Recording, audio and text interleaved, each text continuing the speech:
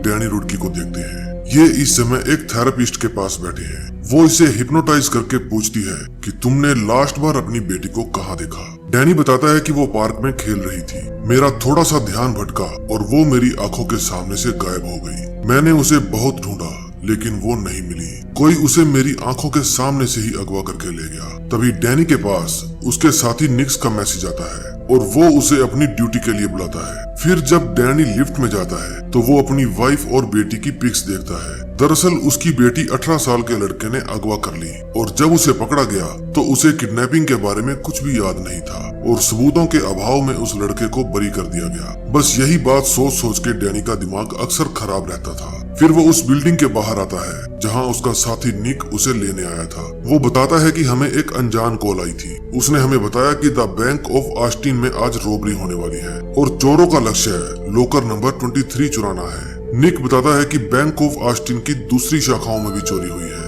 वे कोई पैसा नहीं चुराते, सिर्फ और सिर्फ लॉकर नंबर 23 ही चुराते हैं। डैनी का भी लॉकर उसी बैंक में था। अब वे दोनों अपनी पूरी टीम के साथ बैंक के बाहर घात लगाकर बैठ जाते हैं ताकि चोरों को पकड़ सके। तभी वहाँ पर एक आदमी आकर बेंच पर बैठ जाता है। फिर एक लेडी फोन पर बात करती करती वहाँ बैठ जाती है। डेल नाम का ये आदमी उसे हिप्नोटाइज कर लेता है और कहता है कि आज जानलेवा गर्मी है। फिर वो बाहर खड़े गार्ड्स को भी कुछ कहता है और वहाँ से चला जाता है। डैनी बिना समय गवाए अपनी वैन से बाहर आ जाता है और भागकर बैंक में चला जाता है। निक उसे रोकता है कि ऐसा मत करो। डैनी बैंक मैनेजर को कहता है कि मुझे मेरा लॉकर खोलना है। वो लेडी जिसे डेल ने हिप्नोटाइज किया था उसे ऐसा महसूस हो रहा था जैसे आज सच में बहुत गर्मी है और वो अपने पूरे कपड़े उतारने लगती है। उसके चक्कर में एक्सीडेंट भी हो जाता है। उधर डैनी लॉकर में जाता है तो मैनेजर कहता है कि मैं अपनी चाबियां ऑफिस में भूल आया, अभी लेकर आता हूँ। लेकिन उसकी चाबियां तो डैनी ने चुरा ली थी। उसके जाने के बाद डैनी लॉकर नंबर 23 खोलता है और उसके अंदर से उसे अपनी बेटी मिनी की तस्वीर मिलती है। डेल बैंक के एक कर्मचारी को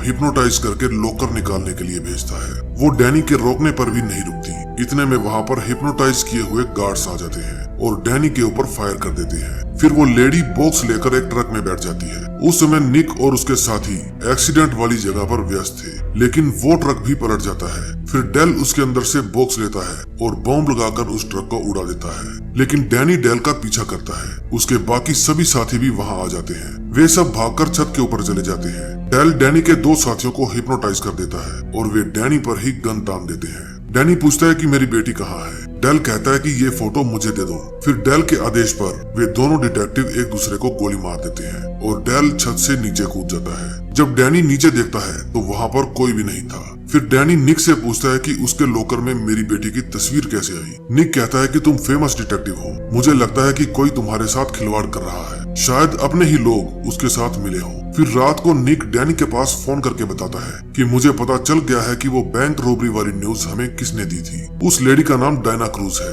फिर डैनी उसकी शॉप पर जाता है। उस समय वो किसी पहलवान का ट्रीटमेंट कर रही थी। डैनी कहता है कि मुझे तुमसे कुछ बात करनी है। डायना उस बॉडी बिल्डर को हिप्नोटाइज कर लेती है और डैनी को बताती है कि तुम्हारे जाने तक वो बाहर ही रुकेगा। डैनी पूछता है कि तुम्हें उस रॉबरी के बारे में कैसे पता चला। डायना पूछती है क्या तुमने उस रॉबरी में किसी को गिरफ्तार किया है। डैनी मना कर देता है। फिर डायना कहती है कि तुम्हें यहाँ से जाने की जरूरत है, अभी की अभी यहाँ से निकलो। बाहर डेल आकर उस बॉडी बिल्डर को हिप्नोटाइज कर लेता है। फिर वो अपनी बाइक को लेकर उस दुकान के अंदर घुसा देता है और खुद की जान ले लेता है। फिर डैनी डायना को एक बंद पड़े पुलिस स्टेशन में लेकर जाता है जिसे आजकल वे पर्सनल यूज करते हैं। डैनी पूछता है यहाँ चल क्या रहा है, समझाओगी।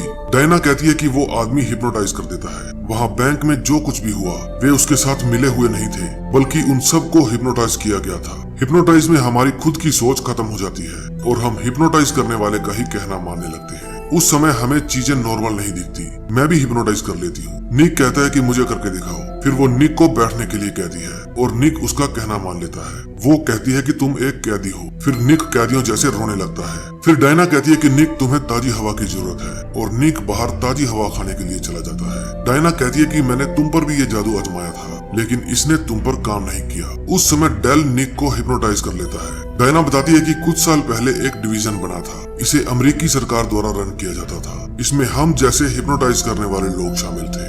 आमतौर पर सरकार खुद के फायदे के लिए इसका इस्तेमाल करती थी। डैनी कहता है कि मुझे डेल के बारे में बताओ। डायना कहती है कि वो लेजेंड है, हिप्नोटाइज के मामले में उससे शक्तिशाली कोई भी नहीं। हम तो उसके मुकाबले में कुछ भी नहीं है। डेल को अपनी शक्तियों का अहंकार हो गया था और उसने डिवीजन पर कब्जा करने की कोशिश की। फिर सरकार ने उसे रद्द कर दिया। डेल अपने अलावा सभी हिप्नोटाइज करने वालों को खत्म करना चाहता था और मेरा यकीन करो उसे पकड़ना नामुमकिन है। इतने में वहाँ लाइट बंद हो जाती है। वहाँ निक्स आया था। डायना बताती है कि डेल ने इसको हिप्नोटाइज कर लिया है और मैं इतनी शक्तिशाली नहीं हूँ कि उसके हिप्नोटाइज को काट सकूं। डैनी उसे रोकने के लिए कहता है और जब वो नहीं रुकता तो डैनी उसके पाँव में गोली मार देता है। लेकिन वो किसी भी तरीके से डायना को मारना चाहता था। डैनी उसे हथकड़ी लगाकर सलाखों के साथ बांध देता है, लेकिन निक्स फिर भी नहीं रुकता और अपना हाथ तोड़ने की कोशिश करता है। डायना को पता था कि ये रुकने वाला नहीं है, इसलिए वो उसे शूट कर देती है। अपने साथी की मौत पर डैनी को बहुत अफसोस होता है। अब वे दोनों पुलिस से छुपते फिर रहे थे क्योंकि डायना की एक गलती के कारण वे मुजरिम बन गए थे। वे एक रेस्टोरेंट में बैठे थे। डैनी कहता है कि वो बैंक में मेरी बेटी की फोटो लेने आया था। मुझे नहीं पता वो इसका क्या करेगा। किसी ने तो इस फोटो को लॉकर में रखा ही होगा। मुझे कुछ भी समझ में नहीं आ रहा। लेकिन इतने में वहाँ पर एक पुलिस वाला आ जाता है। वो दोनों को देखकर अपनी गन निकालने की कोशिश करता है, लेकिन डायना उसे हिप्नोटाइज कर लेती है। फिर वो अपने साथियों को फोन करके बताता है कि मैंने उन दोनों को दक्षिण की तरफ जाते देखा है। जब डैनी और डायना वहाँ से जाने लगते हैं तो पुलिस वाले के वॉकी टॉकी पर डेल की आवाज आती है। वो कहता है कि मुझे पता है वे दोनों वहीं पर हैं। फिर वे बाहर जाकर देखते हैं तो डेल दो पुलिस वालों को लेकर वहाँ आया था। फिर डैनी वहाँ से भाग जाता है और वे उसका पीछा करने लगते हैं। डैनी भागकर रेलवे ट्रैक पर चला जाता है और गाड़ियों के बीच छुपने की कोशिश करता है, लेकिन डेल उसका हर जगह पर छिपना मुश्किल कर देता है। तभी डैनी को महसूस होता है कि डेल ने शायद उसके ऊपर हिप्नोटाइज करने की कोशिश की है, क्योंकि उसे सब कुछ अजीब दिखने लगा था। इतने में वहाँ पर डेल और दो पुलिस वाले आ जाते हैं। वे डैनी को मारने ही वाले थे कि वहाँ पर डायना आ जाती है। इतने में डेल गायब हो जाता है। डायना डैनी को अपने ट्रक में बिठाकर वहाँ से ले जाती है। डायना बताती है कि जब कोई आपके ऊपर हिप्नोटाइज करता है तो आपका मन खुद ब खुद वो काम करने के लिए तैयार हो जाता है जो हिप्नोटिक चाहता है। लेकिन तुम्हारी बात अलग है। तुम्हारे पास एक मानसिक ब्लॉक है। ये एक ऐसी तिजोरी है जिसके ऊपर ताला लगा है और कोई भी इससे आपके मन के ऊपर कंट्रोल नहीं कर पाता। ये ब्लॉक किसी चोट से भी आ सकता है, फिर चाहे वो आपके दिमाग पर लगी हो या आपके दिल पर। शायद आपकी बेटी ही आपका स्पॉट है। मैं तो आपको हिप्नोटाइज नहीं कर पाई, लेकिन डेल जरूर कर सकता है। फिर वे जेरेमी नाम के एक आदमी के पास जाते हैं। उसी ने डायना को हिप्नोटाइज करना सिखाया था। फिर वे उसके पास जाते हैं और उससे कुछ जानकारियां लेने की कोशिश करते हैं। डैनी उसे अपनी बेटी के बारे में पूछता है और कहता है कि हमें अब तक इसका जवाब नहीं मिला कि मेरी बेटी की फोटो लॉकर में क्या कर रही थी। फिर डेल कहता है कि मुझे दिखाओ कौन है तुम्हारी बेटी, लेकिन डायना उसे फोटो देने से इनकार कर देती है क्योंकि उसे शक हो गया था कि ये जेरेमी नहीं बल्कि डेल है। फिर वो उन दोनों को मारने की कोशिश करता है, लेकिन वे भाग जाते हैं। अब की बार डेल ने पूरे शहर पर ही हिप्नोटाइज कर दिया था। अब हर कोई उन्हें पकड़ना चाहता था। फिर डैनी एक बाइकर को गिराता है और उसकी बाइक लेकर वहाँ से भागने की कोशिश करता है, लेकिन वे अब ऐसे ट्रैक में फंस चुके थे कि उन्हें कहीं भी कोई रास्ता नजर नहीं आ रहा था। सब जगह ऊट पटांग चीजें ही दिख रही थी। लोग अभी भी इनके पीछे लगे थे। अब इनके पास भागने के लिए कोई जगह नहीं थी। तभी पुलिस आकर लोगों को रोकती है और उनके बीच से डेल निकलकर बाहर आता है। वो डैनी को हिप्नोटाइज करने की कोशिश करता है, लेकिन तभी पुलिस वाले डेल को ही गन पॉइंट पर ले लेते हैं। डायना कहती है कि ये मैंने नहीं किया। डैनी कहता है इट्स मी। पुलिस वाले डेल को अपने साथ ले जाते हैं, लेकिन डैनी को समझ में नहीं आ रहा था कि उसने ऐसा कैसे कर दिया, जबकि वो तो कोई ऐसी कला जानता ही नहीं है। फिर डैनी डायना को कहता है कि कोई तो होगा जो इस गुत्थी को सुलझा सके कि आखिर मेरे साथ हो क्या रहा है। फिर डायना उसे रिवर नाम के एक बंदे के पास लेकर जाती है जो पहले डायना के ही साथ हिप्नोटाइज सिखा करता था। फिर वो बिल्लू कालिया उन दोनों को अपनी फ्रिज के अंदर बनी बेसमेंट में ले जाता है। ये बंदा हिप्नोटिक के साथ साथ एक हैकर भी था। रिवर के पूछने पर डायना उसे बताती है कि डेल का उसकी बेटी के साथ कोई न कोई तो लेना देना है और अनजाने में डैनी ने डेल के ऊपर ही काबू पा लिया। बस हमारी यही गुत्थी सुलझाने में हेल्प करो। रिवर कहता है तो चलो पता करते हैं। फिर वो डैनी की पूरी डिटेल्स खोलता है, लेकिन वहाँ पर उसकी वाइफ का कोई डेटा नहीं था। फिर डैनी उसे अपनी वाइफ का मायके का नाम बताता है और जब उसकी डिटेल खुलती है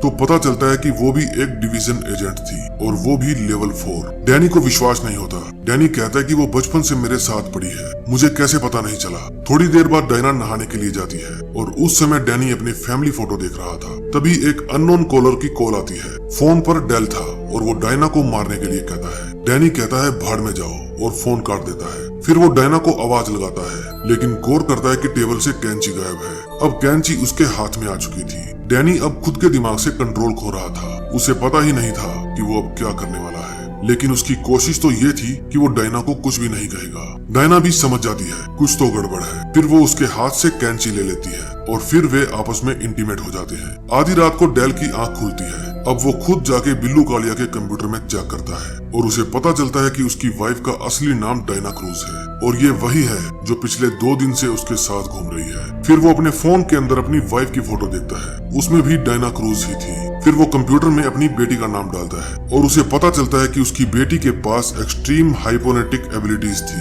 तभी वहाँ पर डायना आ जाती है। डैनी कहता है कि मेरी बेटी कहाँ है, तुमने उसे कहाँ छुपा रखा है। डायना कहती है मैंने नहीं, तुमने उसे छुपाया है। फिर डैनी को याद आता है कि डिवीजन वाले उसकी बेटी को एक्सट्रीम लेवल तक ट्रेन करना चाहते थे और वो नहीं चाहता था क्योंकि वो सिर्फ एक छोटी बच्ची थी, इसलिए उसने ही अपनी बेटी को गायब कर दिया। डैनी समझ गया था कि उसके साथ अब तक जो भी हो रहा था वो सब एक धोखा था। हकीकत में तो वो डिवीजन के मेंबर से घिरा हुआ था। आज तक उसने जिसको भी देखा सब इन्हीं के मेंबर थे। उसका दोस्त निक्स, बैंक की कर्मचारी या उसके साथ काम करने वाले सभी डिटेक्टिव, सब के सब इन्हीं के मेंबर थे। जब डैनी ने अपनी बेटी को छुपाया तो उसे पता था कि ये लोग हिप्नोटाइज करके उससे उसकी बेटी का एड्रेस उगलवा लेंगे, इसलिए उसने अपने मन को ऐसा लोक लगाया कि कोई और तो क्या उसे खुद भी याद नहीं था कि उसकी बेटी कहाँ है। तभी वहाँ पर डेल आ जाता है। वो बताता है कि हम पिछले 4 साल से बार बार यही कहानी दोहरा रहे हैं कि शायद तुम्हें कुछ याद आ जाए और तुम बता दो कि मिनी कहाँ है। मैं तुम्हारी बेटी को हम सबसे ऊंचे लेवल की ट्रेनिंग दूंगा।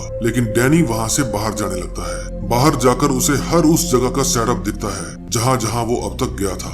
फिर वहाँ डेल आता है। वो कहता है कि हम 12 बार तुम्हारे साथ ये दोहरा चुके हैं, लेकिन तुम्हारे जितना स्ट्रॉन्ग माइंड मैंने आज तक किसी का नहीं देखा। जब भी हम किसी निष्कर्ष तक पहुंचने वाले होते हैं तुम्हें सब कुछ पता चल जाता है। डायना कहती है कि प्लीज बता दो मेरी बेटी कहाँ है। डैनी कहता है कि 12 बार में अगर तुम्हें पता नहीं चला तो तुम 13वीं बार के लिए तैयार हो जाओ, क्योंकि मैं तो नहीं बताने वाला। फिर वे उसे बेहोश करके वापस अंदर ले जाते हैं। वहाँ डायना आती है और अपनी चिकनी चुपड़ी बातें करके उससे अपनी बेटी के बारे में पूछने की कोशिश करती है, लेकिन डैनी कहता है कि भाड़ में जाओ। वे फिर से 13वीं बार ट्राई करते हैं। सब कुछ एकदम पहले जैसा होने लगता है। वही बेटी को अगवा करने वाली बातें उसके दिमाग में डाली जाती है। फिर से वही सीन आते हैं जो हमें मूवी की शुरुआत में दिखाए गए थे। सब कुछ एकदम वैसे का वैसा, लेकिन इस बार डैनी बिल्कुल होश में था। वो सब कुछ वैसा दोहराने का नाटक कर रहा था और जब उसे बैंक के बाहर डेल का पीछा करना था तो वो उसका पीछा ना करके वहाँ से वैन लेकर भाग जाता है। फिर सब लोग उसका पीछा करने लगते हैं। डेल कुछ आदमियों को लेकर हेलीकॉप्टर में बैठकर उसका पीछा करता है। डैनी जंगल में बने हुए एक घर के अंदर जाता है जहाँ उसके मोम डैड रहा करते थे। उसने अपनी बेटी को वहीं पर छुपा रखा था। डैनी के मोम डैड के बारे में डायना को भी नहीं पता था। भाई साहब, बंदा हो तो ऐसा